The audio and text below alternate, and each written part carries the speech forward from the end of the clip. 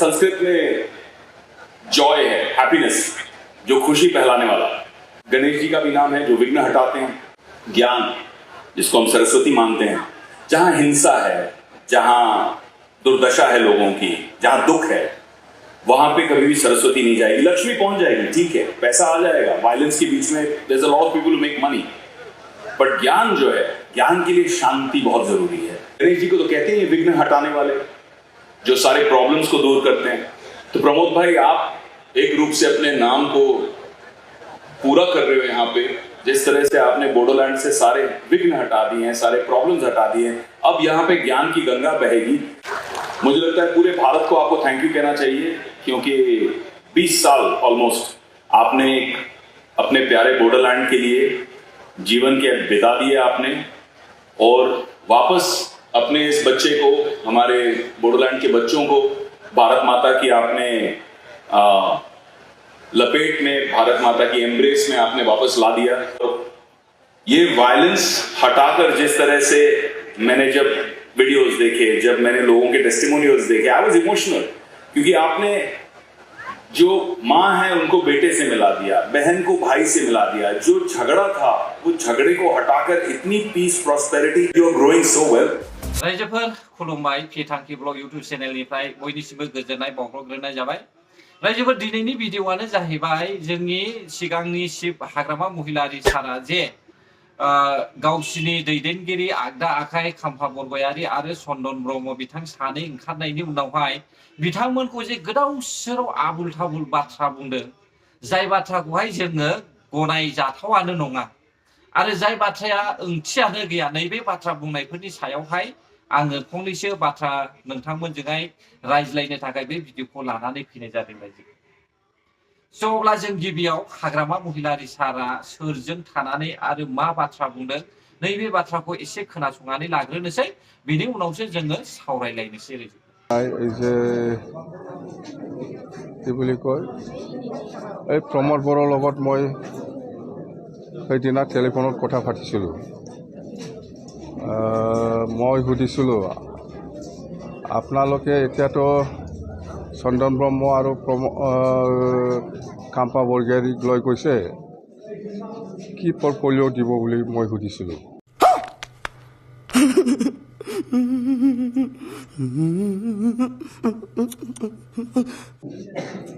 তো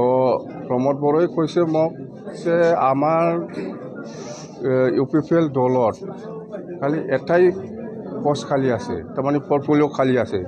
5 বছৰত দিব পৰা নাই, মানুহ অভাৱত। কৈছে যে আমাৰ এটা মানুহ যোগান ধৰা গাঁওবুঢ়া পোষ্ট আছে, তাতে আমি দিম বুলি কৈছে মোক। कशिशे सकल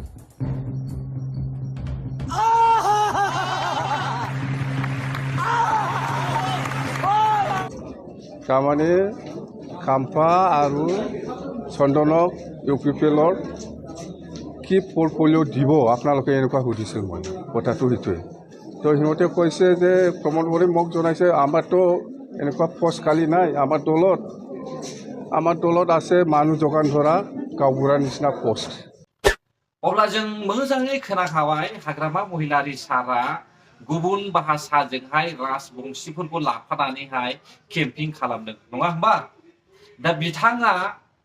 बिथांनि थांखिया जाहैबाय मात्र गादि आरो फैसा।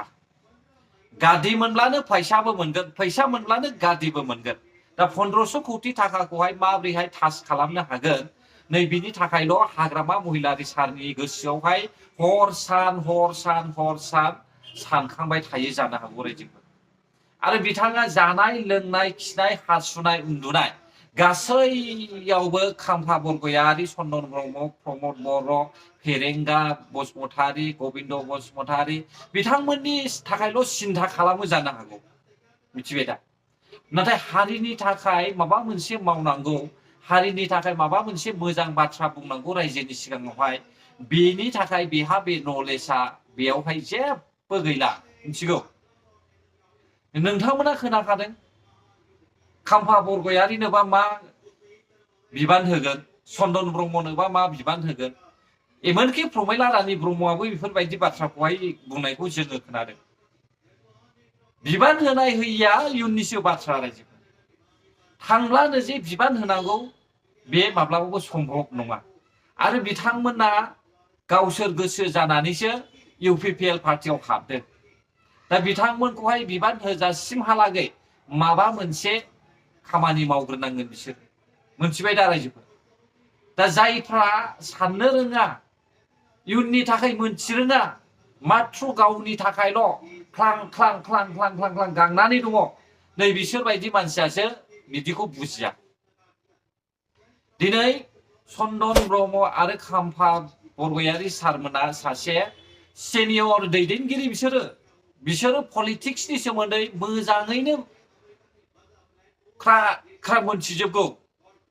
दा बिथांमोनखौ लानानैनो जोंनि रायजो राजाफोरखौहाय जोङो माखासे अपोजिशन पार्टिनि बाथ्राफोरखौहाय जोङो मोनथिजोबगोन रायजोफोर मोनथिबाय दा आरो नोंथांमोना नुखादों बिसोरखौहाय मानसि बुथुमग्रा होननानै बुंदों मा बुंगोन मा बुङा बिथांनि साननाया अराय सम नेगेटिभ रायजोफोर आरो जि बाथ्राखौ बिथाङा बुंबायना बे बाथ्राया रायजो राजाजोंहाय गनायजाथाव बा बेसेन गोसा रावानो नङा आं दिनैसिम खोनायाखै दै बर' रायजो राजानि थाखाय माबा मावनायनि थांखि बिनि खुगायावहाय आं खोनायाखै दा बेखायनो आं सानदों हाग्रामा महिलारि सार बायदि सासे व्यक्तिखौ दानि समावहाय नैबे 5G मुगायावहाय सासे सिकिउरिटि गार्डनि अफिसारबो दोननो समाया सिटखौथ' बारहो रायजोफोर सासे सिकिउरिटि गार्डनि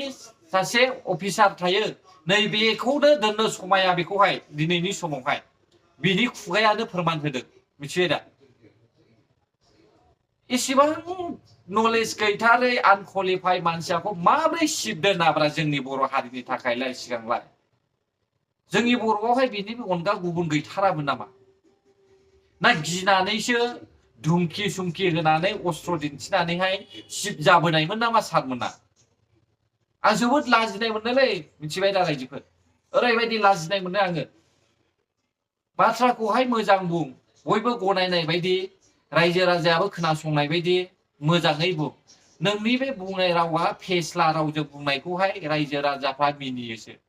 ओमफ्राय बे उनाव थानाय मानसिफ्रा लाजिखोना लाजिदैयाथाय बेफोरबायदि बाथ्रा बुंनायाव लाजिदोंना लाजियाखैथाय मोनसे बाथ्राखौ खोनासं रायजोफोर बिपिएफ पार्टिनिफ्राय खाम्फा बरगयारी सारनि सिगांनि समाव गायसननानै दोनजानाय 2017 मायथाइयावनो फाउन्डेसन खालामनाय अन्थाइ खाम्फा गायजानाय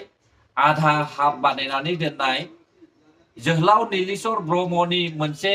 अडिट'रियामखौहाय बिथांमोना कमप्लिट बानायनो हायाखै 8 बोसोरसिमहालागैबो बे न'आ जाफुंनानै फैयाखै नाथाय 5 बोसोरनि गेजेरावहाय इउपिपिएल पार्टिया इमारजेन्सि माखासे गोनांथार होननानै साननानैहाय बिथांमोना कमप्लिट बानायना होबाय बेसेबां लाजिसिंसिं मोनफ्रोमबो खामानियानो इनकमप्लिटखा आरो बिथांमोना बुंदों जोंनि सरकाराव थानायमोनब्ला जोङो मावगौमोन होननानैहाय नेखाबाय 17 बोसोरसिम नेबाय माथो गंसे बिल्डिंखौहाय 3 बोसोर नोङो हिसाब बानायोब्लाबो बबेबा मोनसे अडिट'रियामखौहाय नोङो 4 बोसोर हिसाब लादोंब्लाबो बिथांमोना 2020 मायथाइसिमहालागै कमप्लिट खालामनो हाजोबगौमोन मावा रायजोफोर मिथिबाय दा बिथांमोना मावा भटआ फैनोसैब्लाल' रायजो राजानि सिगाङावहाय हाखु दाखु गारि मथर लानानैहाय रायजो राजाफोरखौहाय फुस्लायहैयो बे खारनावनो बिथांमोननि खामानिया गासैबो फेलें जानानै थाबोजोबदों आरो फैबाय थानाय जे बोसोर नैबे जे 5 बोसोर इउपिपिएल सरकार खुंबाय नैबे बोसोरावबो जुदि बिपिएफआनो दङमोनब्ला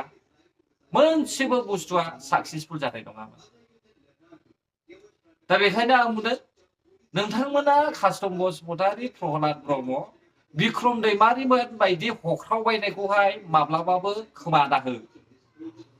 बिक्रम दैमारिमोन बायदिया सासे गादि लुबैसुला गावनि उदैखौ फिसिग्रा कास्टम बसुमतारियाबो बिथाङा माबा मोनसे बिबान मोननायखौ साननानैसो बिथाङा BPF पार्टिजोंहाय सापर्ट खालामनानैहाय नंथारै बाथ्राखौ बुंदों नाथाय बिसोरो सिगांनि जाथायखौ मिथिजोबो मिथिबाय रायजोफोर मानो होख्रावदों उदैनि थाखाय होख्रावदों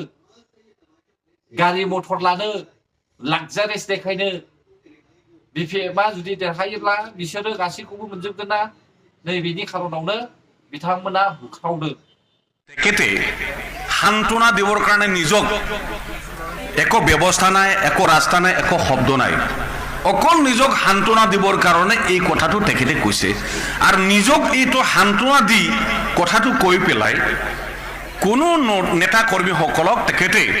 BPF দলত আৰু বান্ধি ৰাখিব নোৱাৰে বেহালা কেপাচিটি গैला ক্ষমতা गैला आरो रावबो बेजों थाफानानै समाज सिबिनाय जाति सिबिनाय रायजो सिबिनाय जौगानायनि खामानि मावनायनि रावबो गोसो गैला इच्छा गैला तेखेते सान्त्वना दिবৰ কাৰণে নিজক একো ব্যৱস্থা নাই একো ৰাস্তা নাই একো শব্দ নাই অকল নিজক সান্ত্বনা দিবৰ কাৰণে এই কথাটো তেখেতে কৈছে আৰু নিজক এইটো সান্ত্বনা দি কথাটো কৈ পেলাই কোনো নেতা কৰ্মীসকলক তেখেতে BPF দলত আৰু বান্ধি ৰাখিব নোৱাৰে বেহালা কেপাচিটি गैला ক্ষমতা गैला आरो रावबो बेजों थाफानानै समाज सिबिनाय जाति सिबिनाय रायजो सिबिनाय जौगानायनि खामानि मावनायनि रावबो गोसो गैला इच्छा गैला